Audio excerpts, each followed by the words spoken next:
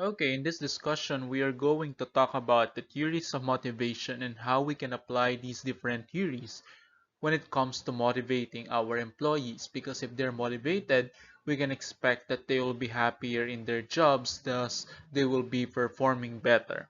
Okay, and motivation fluctuates. So let's study what can we do so that motivation remains at an optimal level. In other words, what can we do to keep our employees motivated? First, let us define what motivation is. So that is the internal force that drives a worker to action, as well as the external forces that encourage that action. So as you can see, motivation is not just something internal, it is also external. Okay? And the internal and external forces may not match all the time. Say for example, you have the internal force to study something, but the external forces are telling you that there's no sense in studying what you want to study. So would you stay motivated in that situation? So it differs from one person to another. Other than that, we need to study motivation because ability and skill determine whether a worker can perform the job, but motivation determines whether the worker will do it properly.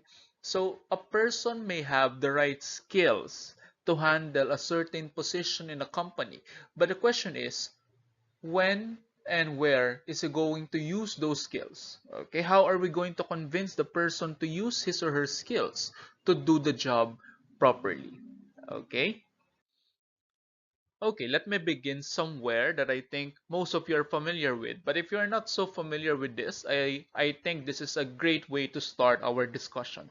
So the first thing that we're going to talk about is, amongst the various theories of motivation, we're going to discuss intrinsic and extrinsic motivation first.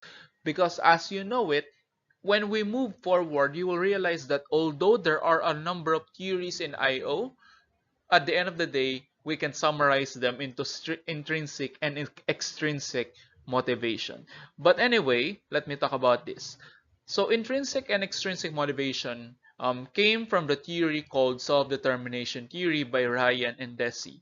And I hope you're familiar with them. Okay, Ryan and Deci's work in self-determination theory focus on our motivation to do things. Okay, and they believe that as human beings, we have the inherent capacity to do something that we are intrinsically motivated about. Okay, so you will study on your own, you will play on your own. Play is an example of intrinsic motivation because you play even though you're not expecting something in return.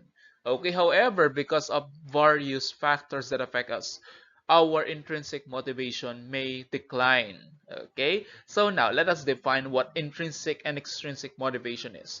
So when we say intrinsic motivation, okay, intrinsically motivated people seek to perform well because they either enjoy performing the actual task or they enjoy the challenge of successfully completing the task. So if you're intrinsically motivated, you're doing something because that's something you enjoy, just like playing. But as adults, I don't think that you're intrinsically motivated to play, but you're intrinsically motivated to do something else. Like, look at people imagining, or look at people studying things that are not related to their course in college. That's intrinsic motivation because you're not going to be rewarded for doing so, but you do it. Okay? But on the other hand, we also have people who are extrinsically motivated. They do not particularly enjoy what they're doing, okay? But they're motivated to do it because they're going to receive something or they're going to avoid punishment. So guess what? According to Desi and Ryan, we are healthier if we pursue intrinsic motivation. We are going to continue doing something if we are intrinsically motivated to do so. Okay? We cannot expect that a person will continue doing something if he is only extrinsically motivated. Why? If you only study because I reward your behavior, then what would happen if I'm no longer rewarding your behavior? Hence, we want people to do something not just because of rewards or avoiding punishment. We want people to do things on their own for their own growth. We want people to be intrinsically motivated. Okay, that's something easy to say, but not something that is easy to do. Okay, and it's called self-determination theory because if you're doing something intrinsically, that is a self-determined behavior, meaning you continually do something not because of other factors but because of yourself, and you determine what you're going to do. Okay, so we want people to internalize what they're doing. And how do we do that? We let them understand why it is important to learn something or to do something. That you're not just doing this for the money, you're also doing this for yourself. Okay, and one way to measure your level of intrinsic and extrinsic motivation is to use the work preference inventory. This was the one I saw in the book of Amot, but I would like to tell you that Desi and Ryan also have their own measure of intrinsic motivation, and you can see them in your website. You can see these measures in their website, okay, self-determinationtheory.org, and there's a number of measures anchored from the theory of Dr. Desi and Dr. Ryan. Okay, so that's for our first theory, and you will see later that although we are changing the words that we use, at the end of the day, we can say that they still reflect intrinsic and extrinsic motivation. Now, let's begin with Maslow's hierarchy theory. Okay, so according to Maslow, we do have five needs: physiological, safety and security, love and belongingness, esteem needs, and self-actualization. And if you want a more thorough discussion of this one, I suggest that you read Theories of Personality. Okay, because I discussed this in detail in TOP, in Theories of Personality. But nonetheless, I will discuss this I will still discuss this in IO, but with a more applied approach. So according to Maslow, we do have these five needs, and if you satisfy physiological needs to a certain degree, then you can move on to safety, and then if you satisfy safety to a certain extent, then you will move on to love and belongingness. Okay, now what was the collective term that he gave to these needs?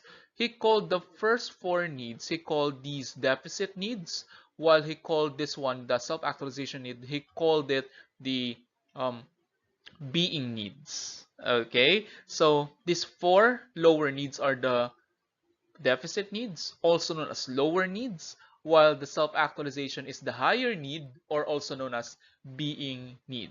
Okay, so now let's talk about it. So in IO setting, what are the physiological needs? So they talk about your salary because it allows you to buy your basic needs like food, like water, etc. So that's for physiological, your basic pay, or the presence of the canteen in your workplace, the restroom, those that allow you to fulfill your basic human needs. Okay, and next is what we call safety. So there are two ways to fulfill your safety needs in the workplace. The first is physical safety, if you work in a safe environment.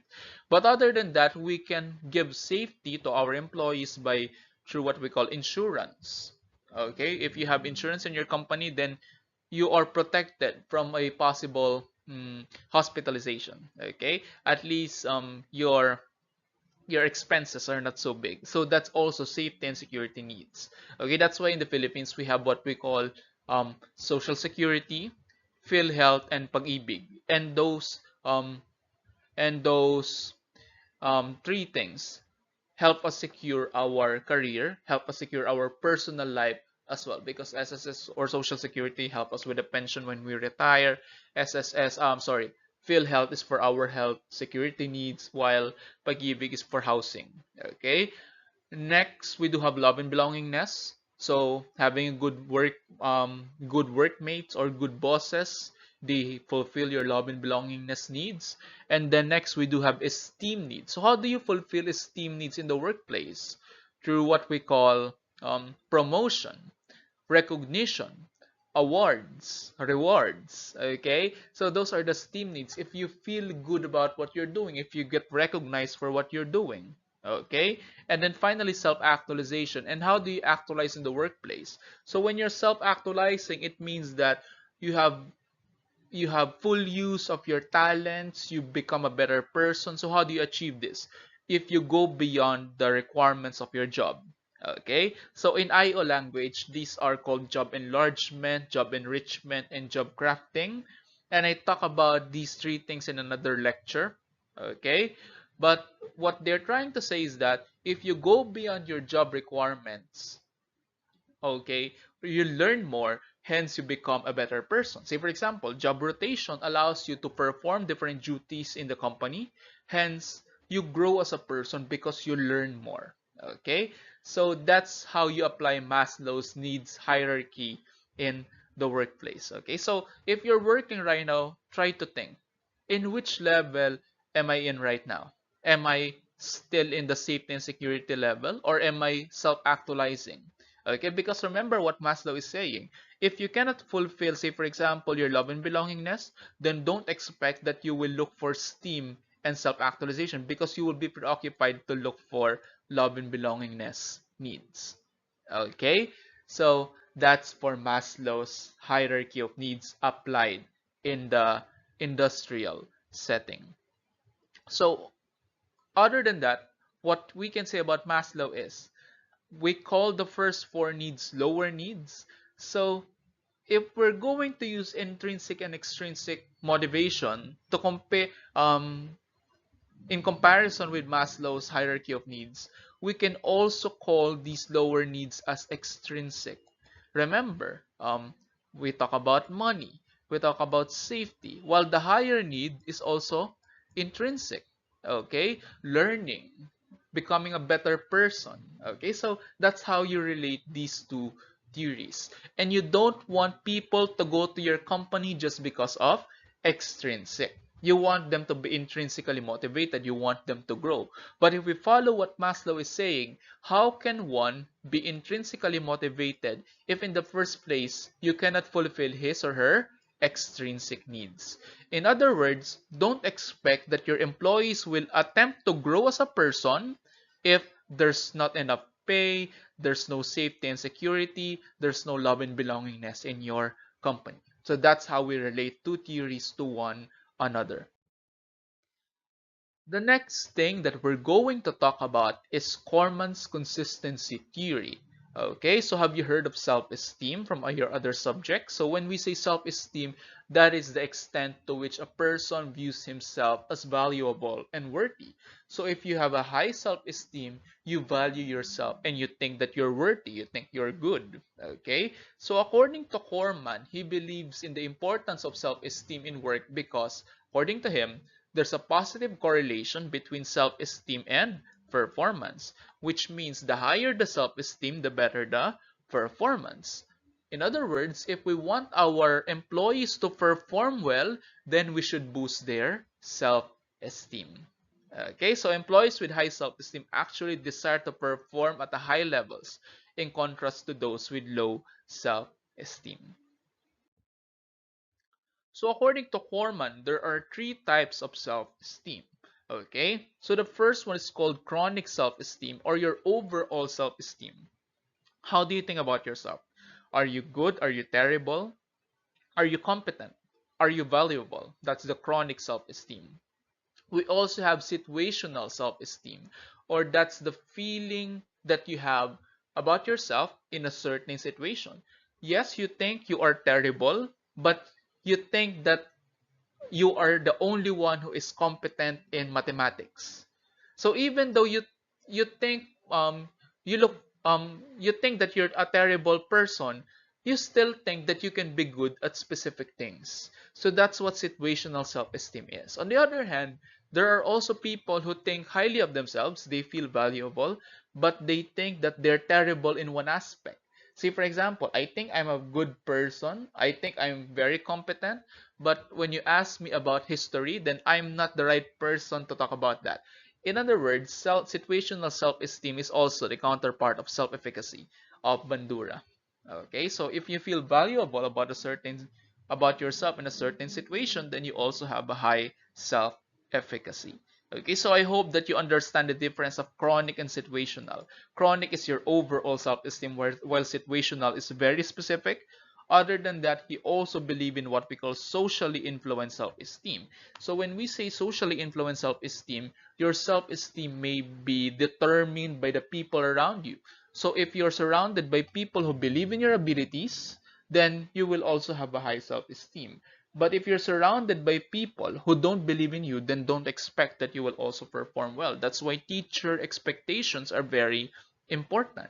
In IO, we do have what we call Pygmalion and Golem effect. When we say Pygmalion effect, in Pygmalion effect, a certain supervisor looks positively looks positively at his subordinate. He thinks positively of his subordinate's capabilities. Okay? So in turn, the subordinate will perform well. Again, when there is Pygmalion effect, the supervisor thinks positively of his subordinate. That's why the subordinate end up doing well. That's why teachers encourage their students. What you don't want to experience is what we call golem effect. When we say golem effect, a supervisor thinks negatively of his subordinates. That's why his subordinates end up performing poorly. So you don't want to be surrounded by people who are very negative, who will say that you will not be able to achieve anything. Because if they think negatively, then you're also going to perform negatively. Okay? So that's the influence on peers, on our own performance. But don't you know that you can also, but do you know that you can also influence your own performance?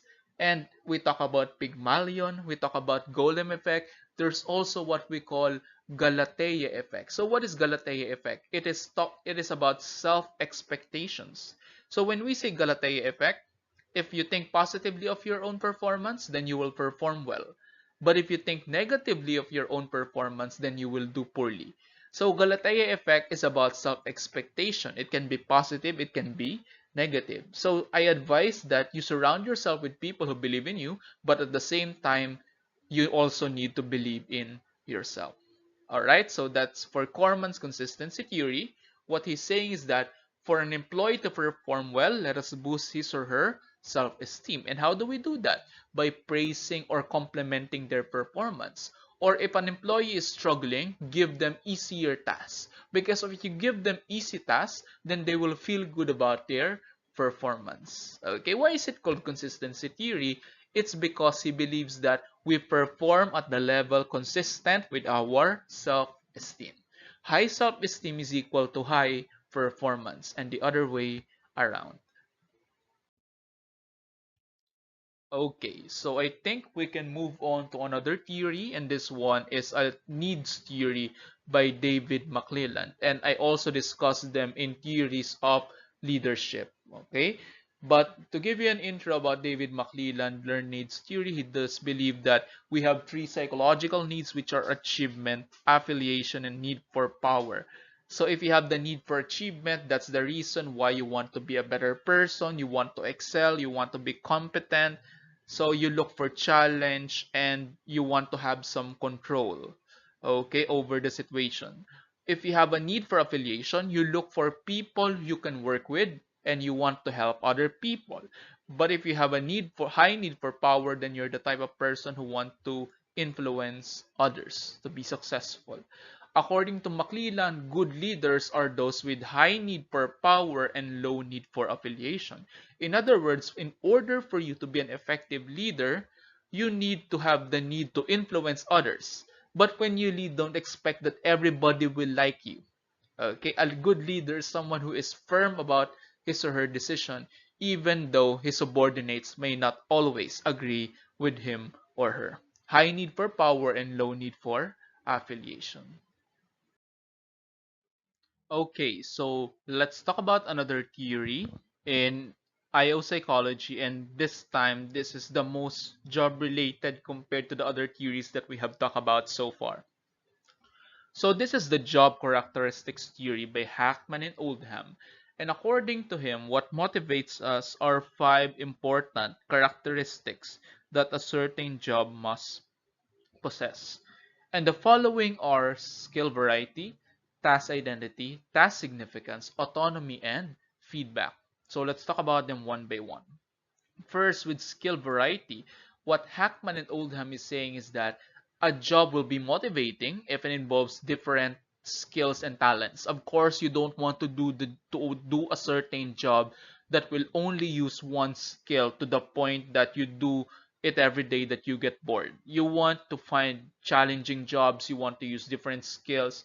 If you know a lot of things, you want to apply these different things in the job. So that's why it's called skill variety. In layman's term, we're looking for challenging jobs, because if a job is not challenging, then we don't feel that our skills are being used in what we're doing, so we lose motivation to perform the job or to perform well on the job. So that's for skill variety. This is followed by what we call task identity. So if we have task identity in what we're doing, according to Hackman and Oldham, a job should require completion of a whole. It means that it is not a job is not supposed to be split among people. Okay, and of course we know that there are certain jobs wherein a certain a certain project cannot be accomplished by a person alone. Okay, it means that Hackman and Oldham does not support that setup. They do believe that in order for a job to be motivating, then you should do the job from start to finish. Okay? So, in other words, what Hackman and Oldham is saying is that, will you be motivated if I give you a project and then in the middle of the project, I withdraw your participation from it and then I replace you with another person who will handle the project? Will you be happy about that? Of course not. What Hackman and Oldham is saying is that we need to be involved in the job from the start to finish in order for us to be motivated to do that job. Okay, say for example, an example of producing a whole is creating your own psychological report.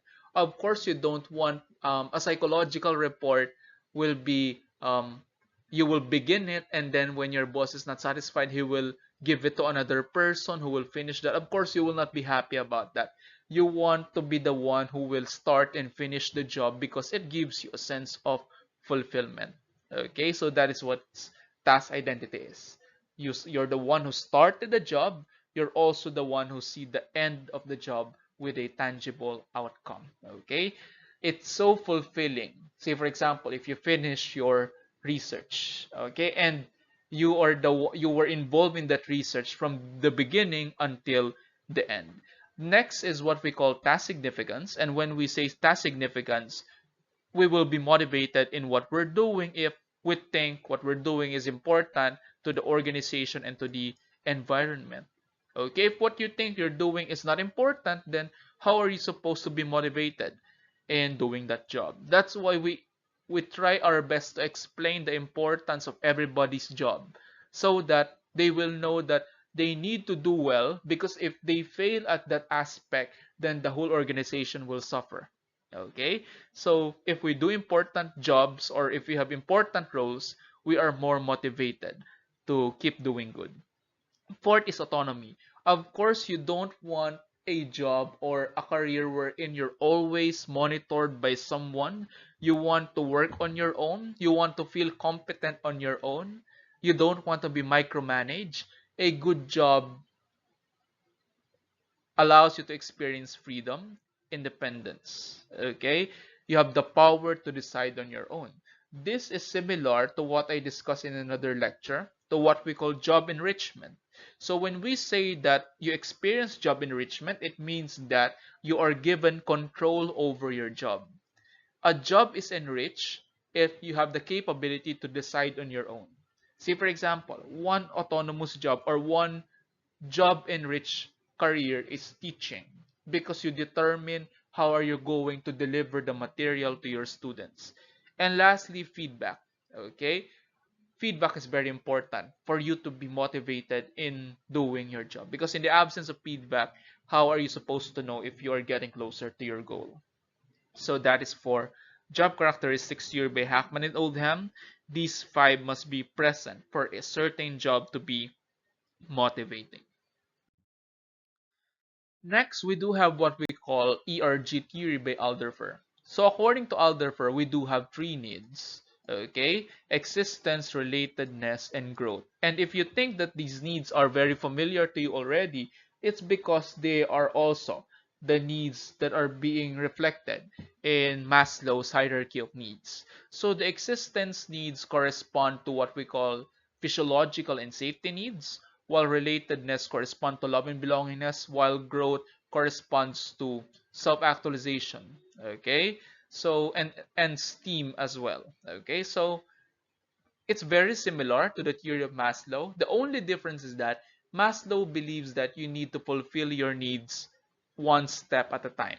So, for example, physiological first before safety, and then safety first before love and belongingness. However, Alderfer would like to differ in contrast to Maslow because Alderfer believes that you can fulfill the psychological needs even if you don't do it step by step. You can do it simultaneously. Okay, so it means that Maslow will believe that you're only motivated by love and belongingness, not by any other need. But for ERG, for Alderfer, you can be motivated by two or even three at the same time. All right, so that is it for ERG theory. Very similar to Maslow's hierarchy of needs. Okay, and then with that discussion, let us now go to another lecture similar to Maslow's theory and ERG theory, but this time the number of needs has been reduced even further, and this time we only have two: motivator and hygiene needs. And this is called two-factor theory or dual structure theory by Frederick Herzberg. Okay, and the two are motivator and hygiene. So I will start with hygiene. When we say hygiene factors, they are extrinsic needs. So in Maslow's terms, they are the lower needs. What are the extrinsic needs? Say, for example, pay or job security. Okay, and other extrinsic needs like example of extrinsic needs can be you just going to work because of the salary or because of experience, but you're not going to stay in that job. So you're very extrinsically motivated. On the other hand, we also have motivator factors, which are intrinsic needs. What are intrinsic needs according to Herzberg's language? Achievement, feeling good about your work, job satisfaction, recognition, commitment, loyalty, responsibility, autonomy, independence. These are mostly psychological. They are less likely to be tangible rewards such as money. No, those are extrinsic things. Those are hygiene factors. Motivator factors are more of internal. If you feel happy about what you're doing, if you feel committed to what you're doing. Okay, so now let's take a look at how does Herzberg um, created his own theory about how can hygiene factors and motivator factors help us in our career. Of course, he has his own view that is not very similar to the views of Ryan and Deci as well as Maslow as well as Alderfer. So let's take a look at that. So first, let me give you more examples of hygiene factors. What are the hygiene factors again? Lower or higher? They are the lower needs or extrinsic. So what are they? They are dependent on the following: supervision, working conditions, interpersonal relations, pay and job security, company policies. These are lower needs. Why? They only give you the following: physiological, safety and security, as well as love and belongingness. On the other hand, the intrinsic needs or the higher needs are the following: achievement, recognition, the work itself, meaning if it's challenging, responsibility, advancement, and growth. Okay, so how does Herzberg differ with other theories of motivation? So this is the traditional view and this is Herzberg's view. How do they differ in comparison to each other? So let me read the caption here. Okay, so they say that the traditional view of satisfaction suggested that satisfaction and dissatisfaction are where opposite ends of a single dimension. I will explain it later in detail. And then Herzberg's dual factor structure or dual structure theory found evidence of a more complex view. So Herzberg's view is more complex, more complicated than the traditional view. How? In this theory, motivation factors affect one dimension, ranging from satisfaction to no satisfaction. Other workplace characteristics called hygiene factors are assumed to affect another dimension, ranging from dissatisfaction to no dissatisfaction. So that may sound a little bit confusing, so I will explain it to you slowly. Okay, so the first thing is that let me explain the traditional view. So in the traditional view, it's either or. Okay, so if you're happy, you can either be happy or unhappy in your job. There's no such thing as neutral job satisfaction. But Herzberg differ in contrast to these traditional views because he believes that there is such thing as neutral job satisfaction. So how do you attain neutral job satisfaction? That will be more appreciated in the next slide. Okay, I will show you a better slide in comparison to this slide. All right, so this is what I'm talking about. So according to Herzberg, there are three levels of satisfaction: dissatisfied, neutral, and satisfied. So when are we dissatisfied? When there is no motivator and there is no hygiene needs. That's why I mark them both with X's. It means that none of these would be present in a certain work condition. Okay, so there's no extrinsic, there's no intrinsic needs, then how can you be happy about what you're doing? But what makes Herzberg's theory unique is that he believed in what we call neutral job satisfaction. So how do we attain neutral job satisfaction? He believes that we attain neutral job satisfaction if there are hygiene needs, or what we call lower needs, or what we call extrinsic needs. Okay, we are neutrally satisfied if there are hygiene needs, but there are no motivator needs. It means that these lower needs, like your pay, your security, your good coworkers, they make you feel neutrally satisfied about your work. It means that you're not necessarily happy, but you're also not unhappy with what you're doing. It means that you're not gonna resign, but it doesn't necessarily mean that you're also happy because your satisfaction is just neutral. Okay? So if you have lower needs, it doesn't necessarily make you happy about what you're doing. In order for us to make someone happy in his or her job is to make a way, to find a way that both of these needs are present. So what makes you happy in a certain job? Basically, all of Maslow's needs should be present, or in Deci and Ryan's view, both intrinsic and extrinsic needs are present. Okay, and that's what makes Herzberg's two-factor theory complex in contrast to other theories of motivation, because he believed that there is such thing as neutral job satisfaction, that there is a situation wherein you don't necessarily feel happy, you're just in the middle, you're just in the neutral job satisfaction. Okay, so let's recap. If there's hygiene factors, you're not necessarily happy, your satisfaction is just neutral. To make you satisfied, both of them needs to be present, both hygiene and motivator. So that is it for Herzberg's two-factor theory. So in summary, this is how we compare and contrast the three theories that we have talked about. Okay, so ERG needs correspond to these Maslow needs. Okay, so existence is to physical, physiological, and safety. Relatedness is to social. Growth is to esteem and self-actualization. In Herzberg's theory, hygiene factors are the first three, while motivator factors are the upper two needs. Okay, so as you can see, if you look at these slides, you'll be able to have a greater appreciation of these theories because they are more similar than you imagine. But among the three, the most complicated is the view of Herzberg. So I advise that you may have to listen more than one more time for you to understand the meaning of this lecture, so you can replay it anytime. And I even uploaded readings for you to study on your own if you are better in studying on your own than in listening to my lectures. Okay, so those are the things I can do to help you understand Herzberg's theory even further. Okay, so we have discussed a good number of theories of motivation so far, and take note that this is only an overview because you can study them one by one if you search for the right articles in online databases like Google Scholar. But anyway, I am covering what I need to cover. for you to have a basic understanding of these theories. So the second to the last theory that we're going to talk about is equity theory. So far, we have talked about theories that that cover how psychological needs motivate us. But this time, let's talk about the situation. Okay, what kinds of situation make us motivated? So according to Stacy Adams, a theory that motivates a situation that keeps us motivated is a situation where there is equity.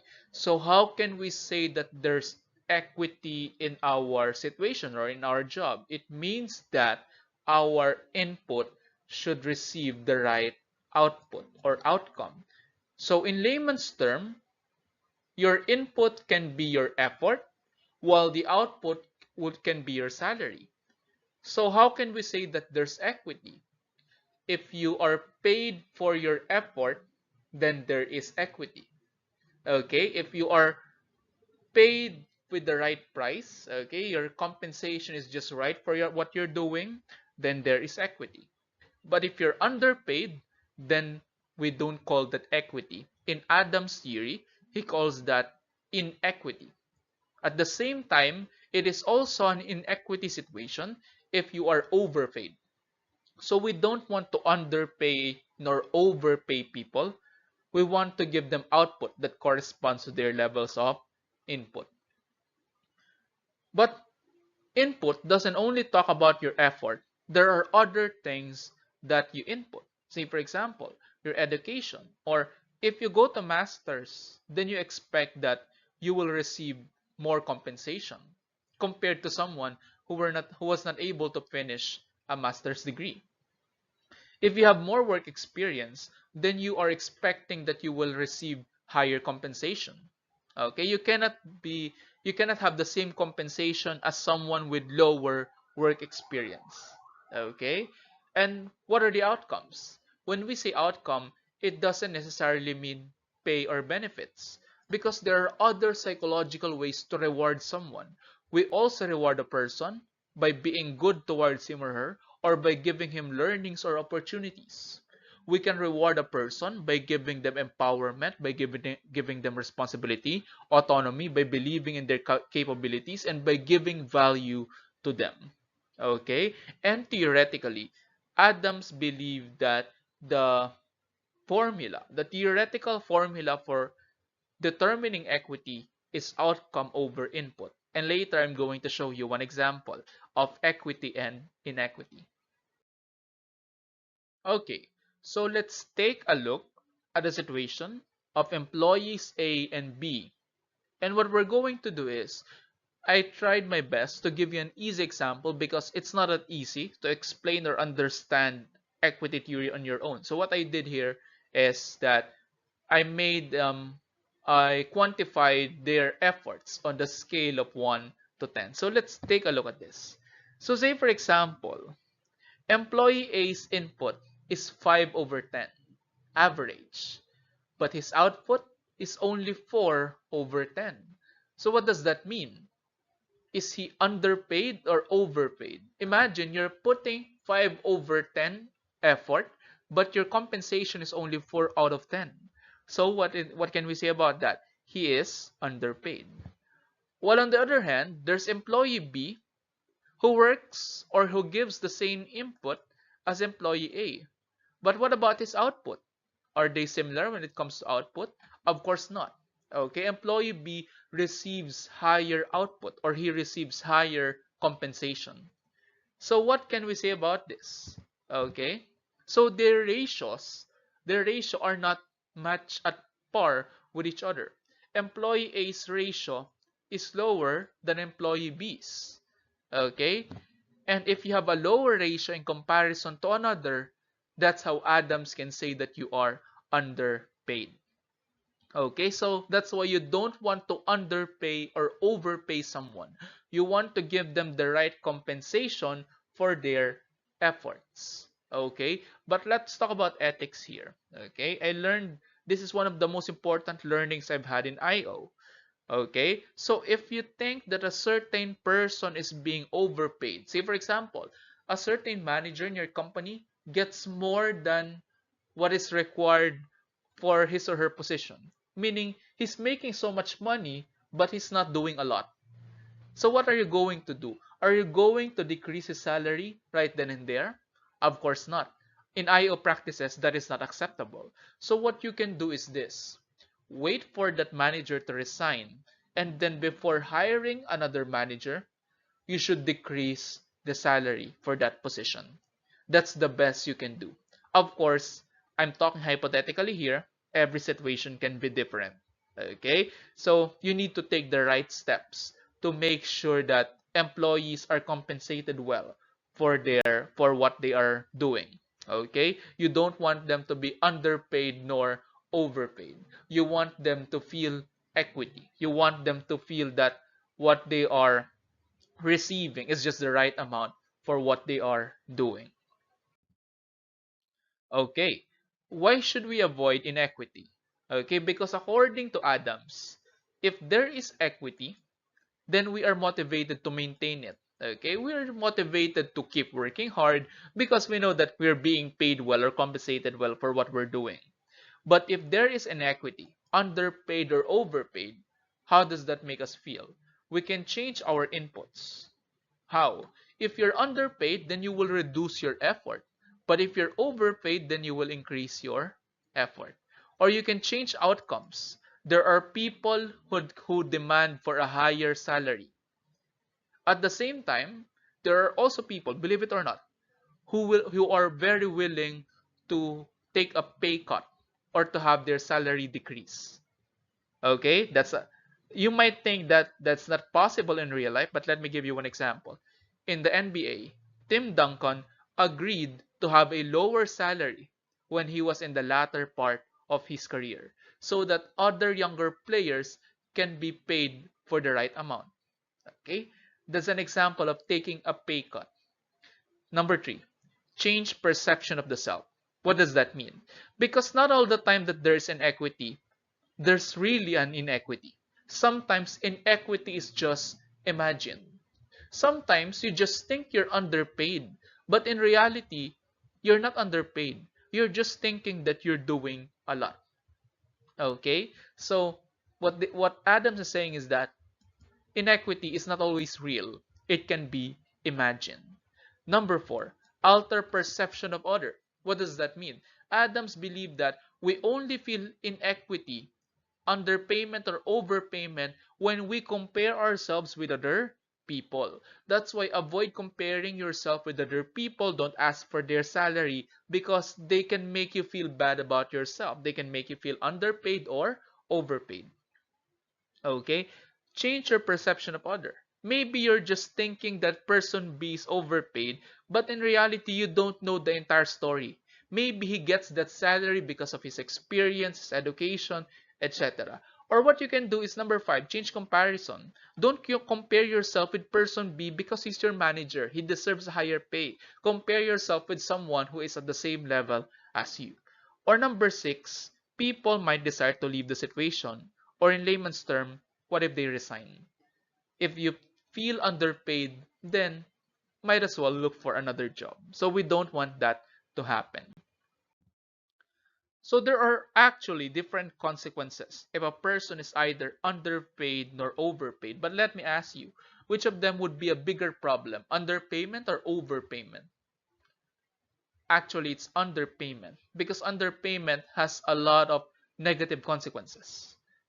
Underpayment makes an employee work less hard.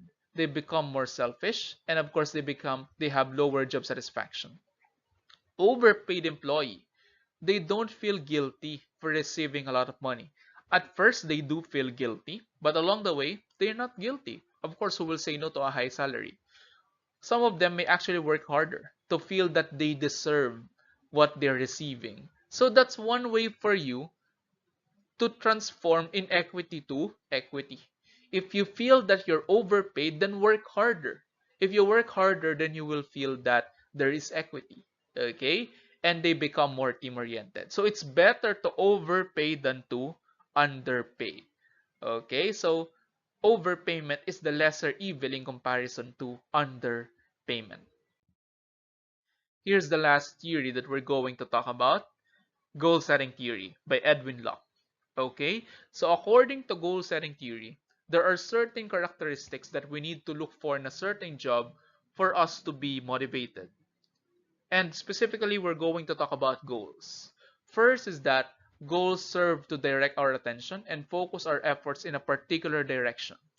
The goals help us maintain task persistence, and the existence of goals tends to facilitate the development of task strategies. So let's look at the specifics of the goal setting theory. So according to Edwin Locke, the following must be present so that a goal can be motivating. The first is what we call goal difficulty. So what Edwin Locke is saying is that difficult goals are more motivating than easier goals. You don't want to motivate yourself by doing easy things. You want to look for challenge. You're looking for new stimulation so that you can challenge your own capabilities. That's why as a manager, you should set difficult goals, but take note that it doesn't mean that you should set impossible goals. Number two, goal acceptance. In order for a goal to be accomplished, the person must believe that the goal is attainable. He or she must accept the goal. He must embody the goal. He must know the reason why he is doing it. Number three, goal specificity. Which is more motivating, specific goal or general goal? According to Edwin Locke, it's better to have a specific goal. He doesn't believe in the power of the words, I will do my best, because that's so generic. You need to set specific goals. Say, for example, I aim to get a grade of 1.25 next semester, because it's more specific than I'll do my best. So that's why when you have trainings, when you have what's this seminars in your company, you need to be specific. What are you trying to achieve? And number four, employees must receive feedback in order for their goals to motivate their performance, because feedback allows you to know if you're getting closer to your goal. Edwin Locke believes that feedback must not only be given at the end. Feedback must be given every time that you get closer to your goal so that you will know that you're getting closer to it. Okay, so basically that is it for our discussion of the various theories of motivation. I hope that with your understanding of these theories of motivation, you will be more motivated and you will look for the right motivation. Okay, do not just be extrinsically motivated, but try your best to internalize your goals. Don't do something because you have to do it. Do something because you believe that doing that thing will help you grow into a better person. Okay, so that's it for our discussion of theories of motivation. I hope you learned a lot.